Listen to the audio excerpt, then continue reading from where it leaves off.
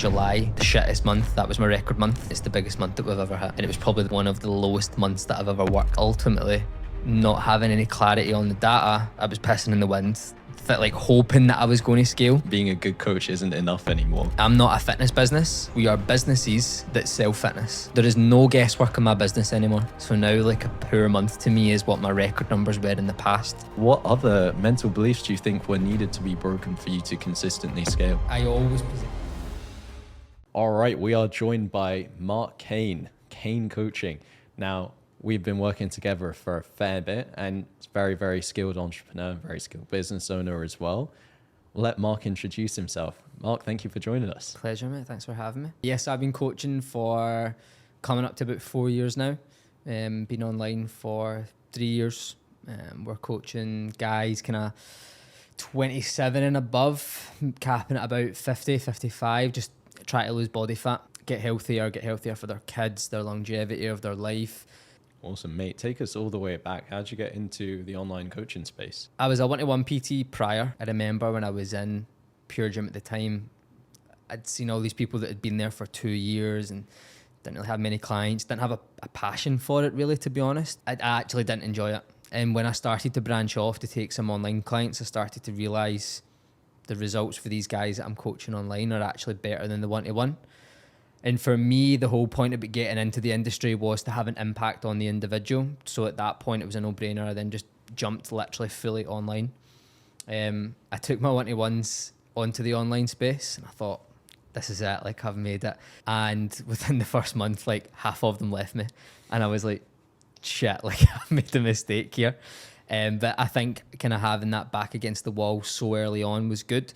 And then from there, it's just kind of like grew arms and legs and grown each year. Love it. Now, were there any moments where you realized that you had maybe screwed off a little here? Where were the early mistakes for you in the business? Just assuming things, like assuming that whatever I was doing was right, like not actually being open to like changing different things, probably looking at people, other online coaches from the outside and judging the things that they were doing, trying to copy it for myself and not working. And not really being like authentic in the pursuit of trying to chase growth like so early on. So very quickly kind of went back to the roots and it was like, okay, I understand I'm building here. I need to build on delivery because it's just me. And the only thing right now that's going to get people interested is actually delivering a good service, getting results. So very early on, it was like, okay, need to start actually focusing on delivery so that this can then grow and then I can focus on other variables. You know, I've noticed a lot of people get stuck in I'm a great coach and I only need to focus on delivery and don't focus on the things that grow the business. Yeah. Sales, marketing, when being a good coach isn't enough anymore. Was there a point of realization of that for you and what did you do? Yeah, so I focused on running everything solo for quite a long period of time. Only up until about a year and a bit ago. I had close to 100 clients just on my own, doing check-ins literally every single day. And it was like clients would come in, clients would leave. And when I sat back and looked at things, I was like, nothing's really moving here. Like I'm spending so many hours of my day on client calls, on doing check-ins. 5 are in, great, but 5 have left. And at that point, it was like, okay, I need to realize here that this isn't... I heard a really great quote that summed it up. I'm not a fitness business. Every online coach, we are businesses that sell fitness. And that realization point where I was like, okay, in order to impact more people, which is what the goal is for me, I need to then shift to like marketing myself, talking to people, get people in the door, because that's the only way that, you know, our mission's going to grow and ultimately the business and the brand. If people are telling themselves the truth about wanting to help more people, then you inevitably have to be a good business owner as well. What did you do that made the biggest shift in the business? First thing was probably actually investing in some form of like mentor and like getting help. First kind of quote unquote mentor I had was my coach, like my fitness coach at the time, and I was just inquisitive with him. But making that change to actually say, okay, I know nothing. Like I'm someone who is a great coach, but I need to learn. As soon as I started kind of opening my eyes to how to run a business, how to market myself, how to actually get clients in, then when they're in, how to sell to them.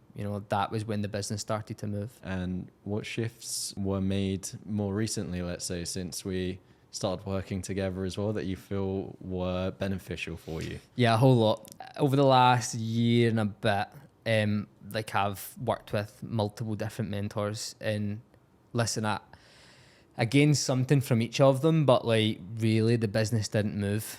Since obviously joining up with yourself, for me, the clearest thing with everything is the data. Being so clear on the data.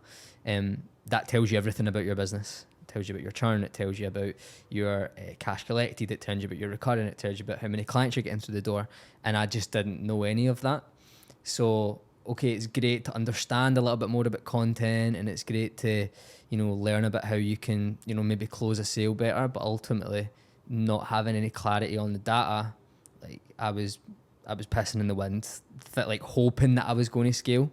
And since working with you guys, I now know exactly kind of where the business is going to go in the next 6 to 12 months, which is pretty exciting. No, I love it. So for you, were there any systems that were more specific for you that helped the business grow, as in the team with your client acquisition process, lead generation process? I know that's what most people are stuck with. So how did you go about that more specifically? Understanding the funnel is probably the most important thing. So how are you actually acquiring clients is the biggest thing.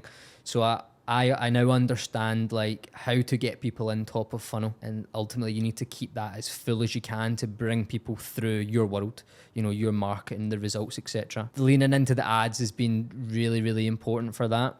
I tried for so long to try and hit it organically. It's so difficult. It's so difficult. So leaning a little bit more into the ads has been so good, because the top of funnel's constantly full. The system we've got now, which you guys have really helped with, is hiring A-team setters. So actually having right people in the seats, conversating with this top of funnel, nurturing them, bringing them into the content, showing them the results, etc., until they get further down the funnel. They're warm to me, so it's a cold follower who doesn't have a clue who I am. Now they're warm, now they understand who we are, what I do, the results. Then obviously they're into a call, sit on a call, and then they become a client. And I think you guys making that clear, it was kind of that light bulb moment. I'm that's how I get clients, that's how I help people, instead of post and hope, which is kind of what it was prior. There was no system. You've been with a lot of people before, which most people know of, which weren't names. How do you feel it was different, and what helped you make a decision with crossing the line? Yeah, it's an interesting one, because I had spoke to other coaches that have worked with you, and they only ever had really good things to say. And I remember I DM'd you, it was just a Sunday morning, I was I'm just going to DM this guy and just see what he's about. You took genuine care, and it was he's actually interested in my business. And then obviously we sat on a call, and again it was very okay, tell me about your business, let's analyze some gaps here for you. There was no selling through that whole process, but still at that point I was I'm not signing up. But then after I think it was 3 hours worth of 3 different calls, it was obviously James and yourself that sat on the call and gave me something to go away and think about. And I kind of realised that I was very stuck in my own ways, thinking that I was an exception to all of this stuff, and I'll grow on my own. It was just the attention to detail that you took so early on, on the front end before I was even a paying client. Actually seeing where the gaps were lying came off that call clear. And I remember thinking, fuck, if this is where I'm already cleared after 3 hours of calls before I've even gave this guy a penny, what's this going to be like when I'm actually inside? And then obviously lo and behold, it's been really good. Appreciate you saying. And where was the business at before, and then in your PBs as well, where did it get to? So probably the biggest thing since joining you guys compared to prior is I always had steady months, nothing groundbreaking, nothing major. The only time I had a bigger month was when I ran an offer. And I remember before I joined you guys, I kept thinking, if I want to have a good month, I need to put out an offer, 25% off, 2 months for free. And I knew it wasn't quite sustainable, because you can't just have a new offer every single month. Mm-hmm. And then since joining you guys, I've not put out a single offer. And I actually think I could run a business 12 months round and not have to put an offer out. Like the business just runs. Prior to joining, like I say, I wasn't really hitting the heights. I think that the biggest month I did was Black Friday of last year, which was 32K. Fluke, to be honest, like just a Black Friday, it was a really good month. And I said to you in the chat, like even on like a quote unquote poor month, that was my PBs prior. So now like a poor month to me is what my record numbers were in the past, which gives me a good sign of where the infrastructure's at and where we'll build to. And we're early days still. So much room to grow. Oh, like so much. And like I'm aware of that as well. And I get excited now about the process. Yeah. Knowing that okay, I've only really been doing this for 4 months with you guys, and already like July, summer, the shittest month, that was my record month. Like what? Like if I'm hitting that in July, where am I going to be at this November? You know, and then going forward. So yeah, it's exciting. I love it. And I think a lot of it comes down to also you being a very, very good executor as well. I mean, look, when I see numbers, I know where they're going to go and I know what's going to be improved on. What helped you now, would you say, execute faster on the things that were going to build leverage and scale the business? Because I can see it in front of me. There's no, like when I have that weekly call with Sam, you know, it's 30 minutes and I come off and like it's there. There is no guesswork in my business anymore. Like zilch. So it's easy to execute when I can see what I need to do and the results that I'm going to get from it. So for example, when I come off call with Sam and we're talking about ads and it's like, okay, I can see that my ROAS is this. So I can pretty much say, okay, if I push a little bit more in, I can see where it's going to go to. Rather than like, if you don't know what you're doing or the results that it's going to get, how can you have any conviction in your execution? So because you guys have given me clarity, it's easy for me to execute. I don't need to even think about it. In my opinion, I think that's where most people get stuck as well. It's the analysis paralysis without the level of information that's needed to execute. And that's usually down to the numbers on individual metrics because, you know, a lot of people have their number of followers coming in, their cost per follower, and then they ran this much and spent this much on ad, and that's it. So we don't actually know the link click-through rate. We don't know cost per qualified followers. We don't know cost per call book taken, and whether the bottleneck was the setting, whether it was a show-up rate, close rate, ad creative, audience. Like, it's a lot easier to scale, in my opinion, when you can identify bottlenecks quicker, but more importantly as well, when you can remove that guessing process or the thinking process behind the next decision. And then your leverage tasks become very clear each day. Like the first 3 hours, you just need to do this and that's it. And then for you as well, if other people were in a similar spot to where you were before, like what do you feel they need to focus on to make things clearer for them? It's going to be the data tracking, but it's kind of hard to say unless you've actually got someone to kind of show you it. Because for me, I knew, and probably the same with most fitness coaches, the data tracking is the thing that we miss, but where do you then go to kind of have that solved? So I think going to someone like yourself who can not only just show you how to do it, which is probably what I had in the past. It was like, okay, here's a tracking sheet, go and track. But how do I interpret the data? What does the data mean? Like you said, when this is off, what bottleneck's there? So I think you need to learn how to track the data, how to interpret the data, and how to make decisions from that. And when you understand like the back end stuff of that, it makes the front end pushing the business much easier. I love the saying of, if you don't track it, you can't fix it. And if you can't fix it, you're not in business, you're in chaos. So true. When it's a matter of like removing chaos, I do think data is the biggest thing. It's removing the mental belief that you need to hustle harder to get more out, because the biggest thing I'm seeing again and again is also people working 12 hours a day, 14 hours a day, 16 hours a day. Business isn't growing, or they are putting the effort in, getting great results, but the business isn't growing because leveraged efforts, which means you get more out of what you put in. Leveraged efforts are put in the wrong places with priorities mismatched for what's actually needed for the business because of information they've got from somewhere, and then validation from wins or gains they've made from the hustle they've put in before. And I think this is more specifically true for fitness coaches. You get validation every day from going to the gym, eating the right food, going into prep, and your efforts are equivalent to what you get out. In business, it's slightly different because the level of growth that you get from the inputs that you put in is capped until there is the next constraint that is fixed. So for you, what were the constraints that you saw early on, and how did you overcome them? The constraints were probably first of all, the actual audience. So we need to build your audience. Like, again, going back to that top of funnel stuff, if your audience isn't growing, then it's going to be very difficult to actually have a growing business alongside of that. I had a lot of fear probably at the start around growing that audience, so leaning into things like ad spend, a lot of limiting beliefs, probably because of lack of clarity. And that was really, really holding me back. Once we kind of overcame that, it was like, okay, I'm comfortable spending on ads. I understand what ads to run. I understand the followers that's coming in. Then the second constraint came up, which was actually having someone inside the DMs that was good, that was booking qualified calls in. Then we overcame that, and we're in a really good position with that just now. Now the next constraint is then increasing that volume, increasing close rate, increasing prices, cash collected on calls.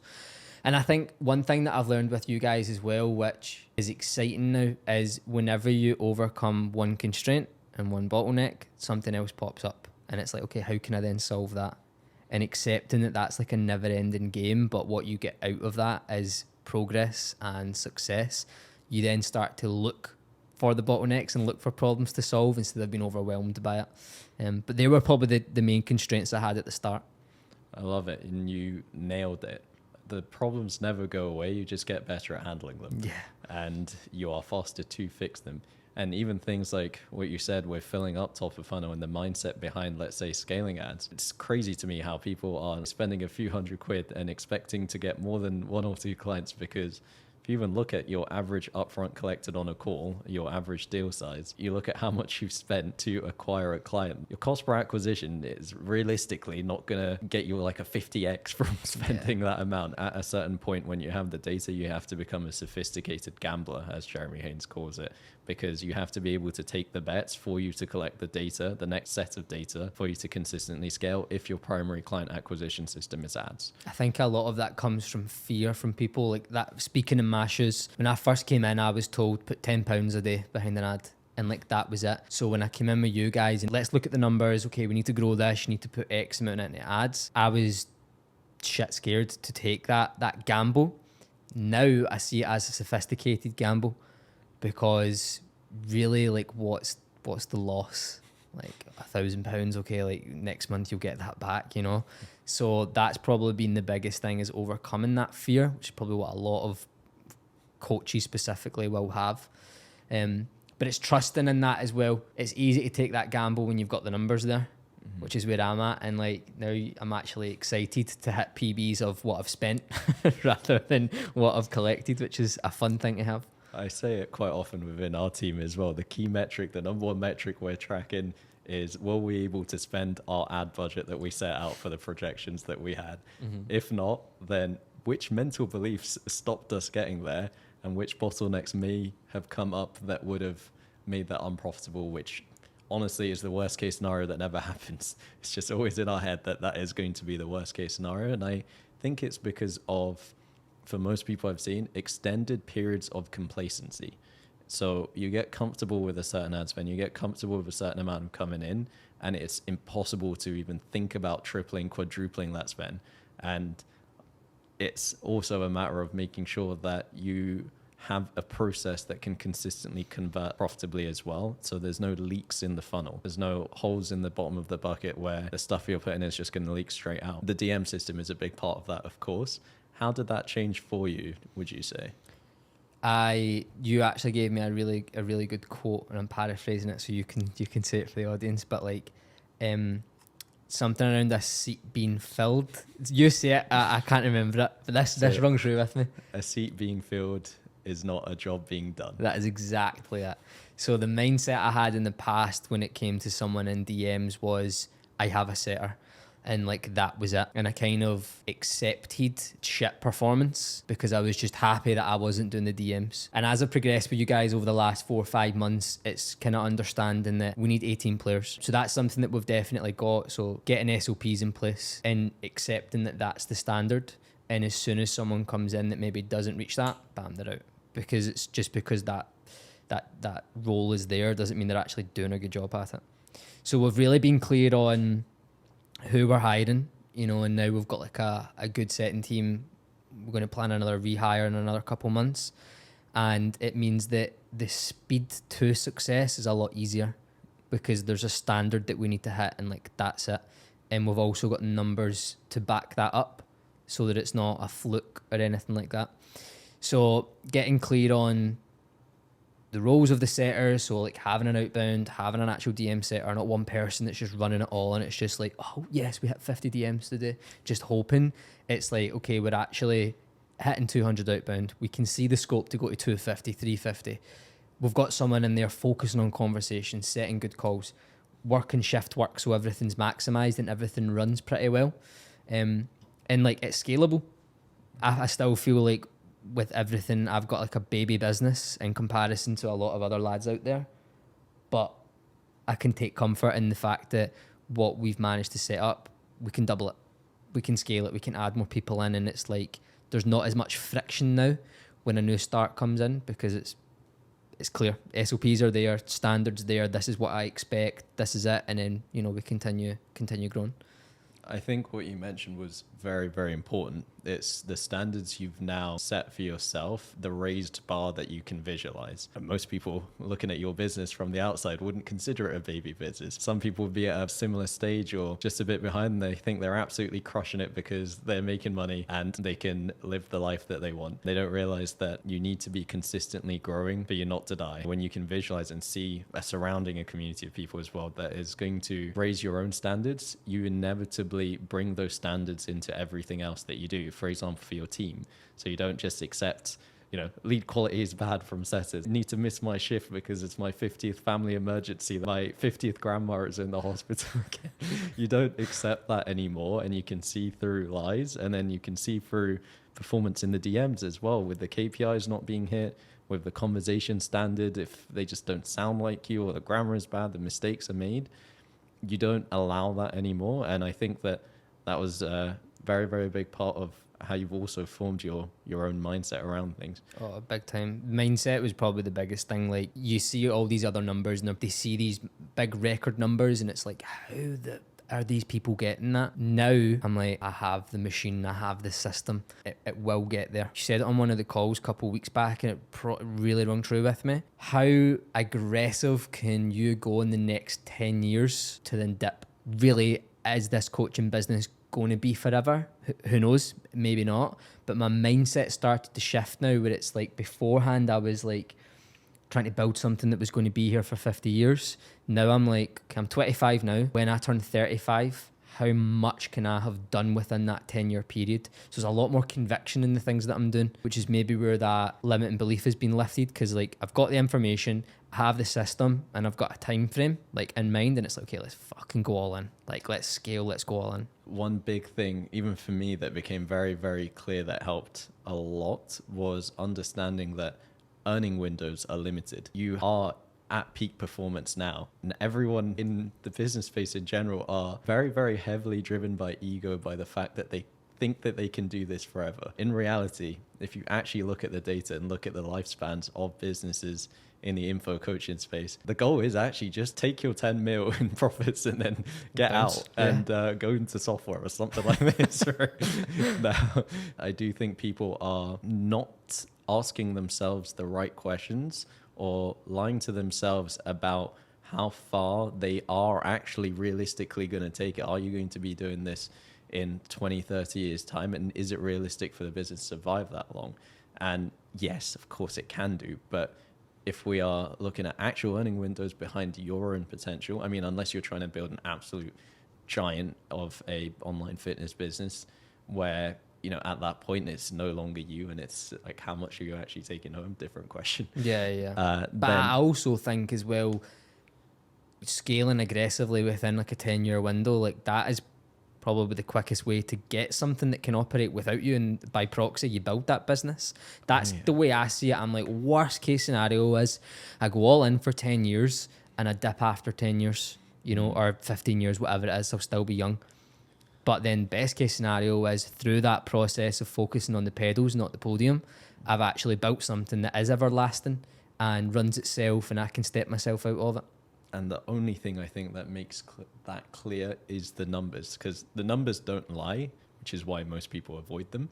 But when you have the numbers and when you can see projections as to where things will scale, then you also know who needs to be in place where and how much you can spend on what and what time you need to bring them in for that to make sense and for you to take that aggressive action. Because as you said, 99% of the time, for you to delegate efficiently and for you to build the systems correctly and very fast, that is what is also going to help you grow. Even if you were like trying to go passive in the next 5 years, that is also what is going to build a passive business. A passive business doesn't exist, but if you are shooting for the bigger numbers, at least you are shooting for something that is technically passive, because you're not lying to yourself as you being able to take control and hold the wheel all the way through for the next 5-10 years. Realistically impossible.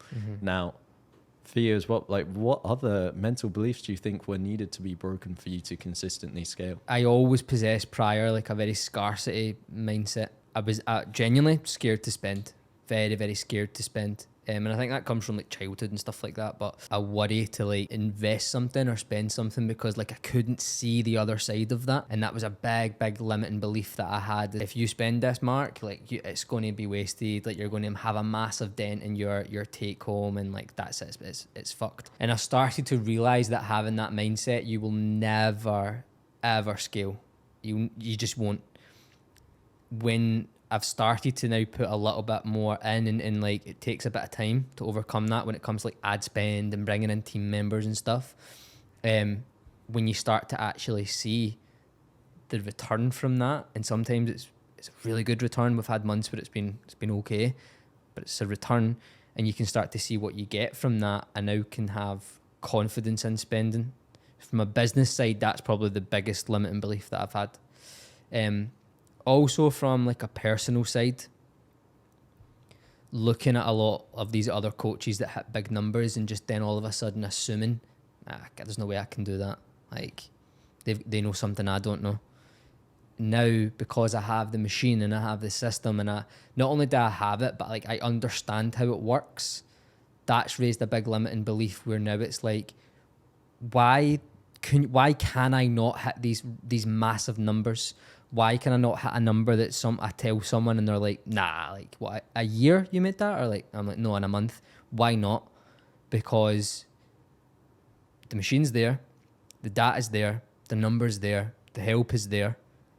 It's just a matter of leaning in and just time, which is very liberating as well, because by taking away that limiting belief and like that worry, like I almost don't care about the numbers. It's numbers on a screen. It's more so the game of progressing rather than thinking about what am I taking home or what am I spending. It's like, has the business moved forward? No. Okay, back to drawing board. Why is that? Rather than worrying, is the business moved forward? Yeah, okay, great. How can we lean in more to that? That's probably the two biggest limiting beliefs that I've overcame recently as well. I want to say, like the last 2 months, I would say. And the last 2 months has been pretty exciting. We've hit some good numbers, so lo and behold. Very, very happy for you as well. And I do think that the majority of people who get some decent progress at the start using hard work as a distraction to focus on the things that are actually difficult and going to move the business forward. Yeah. July, least I worked. So July, me and my missus were in Marbella, and I was genuinely like dipping in and out of the room, taking sales calls like 2 hours here and then going down by the port. And it's the biggest month that we've ever had. And it was probably one of the lowest months that I've ever worked. You actually said it. If something's already at like 80%, 85% capacity, why give that an extra 5%? Whatever's at 20% capacity, that's where you put your focus. So it's not about, I did 12 hours today, great work. It's about what work did you actually do, and was it what moved the needle for your business that day? So that's huge. Working less, making more. It's easy to stay stuck in check-ins all day, every day, sit in the DMs all day, or even start trying to hit DMs, and then you realize something's not moving forward. You get stuck trying to decide what it is you need to change, and you go back to the thing that you were doing before because you had validation behind it. That's exactly it. I used to do this. It's going back to what you're comfortable doing because it makes you feel good. But like the reality is like it's funny, like with ads, for example, like I said to you beforehand, like on WhatsApp about the ads, I kind of get excited now because I'm like, okay, I'm going to do something that's hard.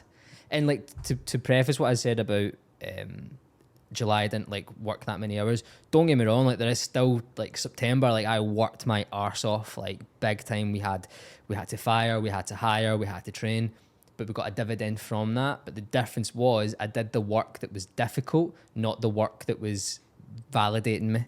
So it was all on growing the business, not on, okay, how many clients can I in for a client call, which is what I used to do beforehand. The business isn't growing. I need to get catch-ups with clients. Like, what? Like, why did I think that? There is periods where you will graft your arse off and you will work hard, but it's like those hours you're putting in, what are they in? And are they impactful for the business to grow? That's the big change. What common myths, other myths, do you think that most fitness coaches are tending to lean towards believing now itself that you feel that is keeping them stuck? Oh, there's loads, to be honest. An interesting one that we spoke about, recurring paid in fulls.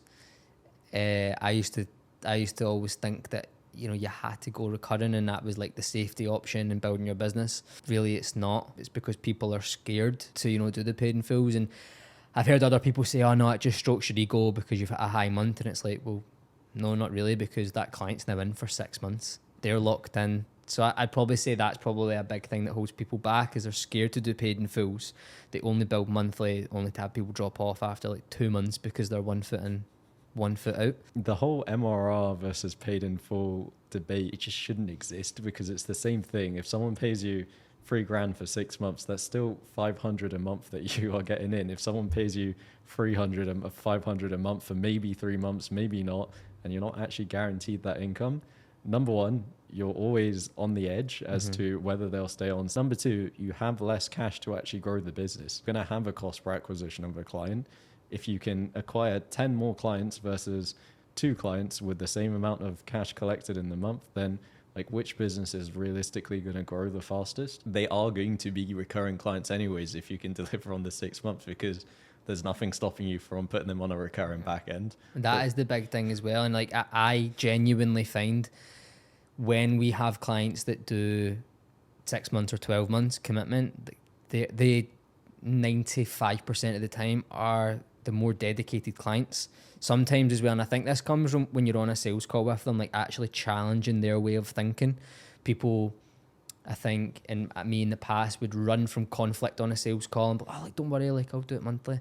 Sometimes it's like you need to challenge their way of thinking to be like, why do you want to do a monthly? Is it genuinely a cash flow thing, or do you just not bet on yourself?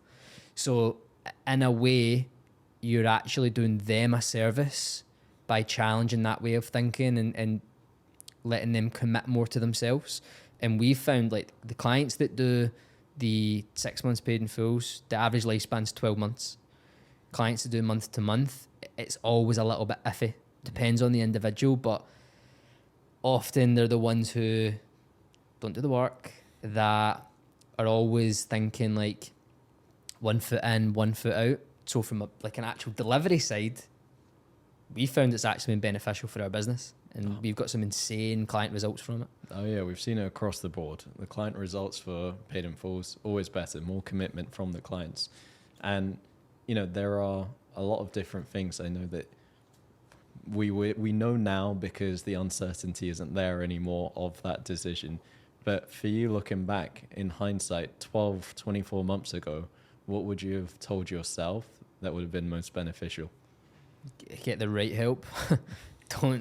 don't just invest in someone because you've seen flashy numbers on a screen. Like, actually invest in someone that cares. Because like I said, I've worked with a good few mentors before. Whenever I left them, I always had that record month. In hindsight, now being with you guys, I can kind of see it's because I just removed all of the noise with the right mentorship, which I didn't think was out there, if I'm being honest with you. There's clarity in terms of focus, clarity on the numbers, clarity on the needle moving inputs, and believe that you can do it as well. But have that belief through knowing the system and knowing the machine. Couldn't agree more with you. I think one of the biggest things is clarity for anything that you are doing, whether that's in your personal life, whether that is in your morning routine or whatever it is, whether it's in your health in the gym or in the business. I think clarity is going to be the biggest needle mover, just having steps in front of you that you can go through. And where do you see yourself with now more clarity, let's say in the next 12 months or so? Where do you see the business, yourself personally? The business, I've got a big goal for like by the end of this year in terms of a number to hit. Over the next 12 months, I want to start taking myself more and more and more out of the business. So getting to a position where I'm not in DMs. Well, I'm in DMs, but I'm not having to sit at 10 o'clock at night, setting DMs. So not in DMs, not on a sales call, not on the delivery, just overseeing things. For me, that's the big goal, is to start removing myself from these things and starting to have like an overlook of everything and having the right people in certain roles, because I know that is what's going to get me to the number then that I want to hit. I love it. And any closing thoughts? How do you feel about future moving forward for yourself? And any advice for anyone else as well in a similar spot to yourself or where you were before? Yeah, so I think if anyone's in a similar spot to like where I was, so if you've worked with mentorships like prior, probably do think all it is like getting sold dreams, and it's not the case. You actually, in my opinion, need to work with someone who cares about your business. I think being in like only a group setting is so limiting. Yes, you can pick things up, but if you're not certain on how to apply them into your own business and you're getting generic advice, it will be hard for your business to grow. Really, really hard for your business to grow. So if you are wanting to then take things to the next level, number one, lock in yourself. Number two, get help to have speed to success of understanding what we've spoke about, the numbers, the data, and the machine, the system that you're using, and then just go and execute. And don't think small. Don't think small. Don't do what I did, like thinking that you're not actually capable of going and achieving big numbers or big impact. At the end of the day, if your business is growing, you will have more people in your brand. You will have more lives that you can positively impact. And as coaches, that is ultimately why we started doing what we're doing. Everyone's winning. If your business is growing, you're making more money, you're impacting more lives, you're having more of a positive impact on everyone. So just make that correlation. Very, very respectable character you have. And looking forward to your future.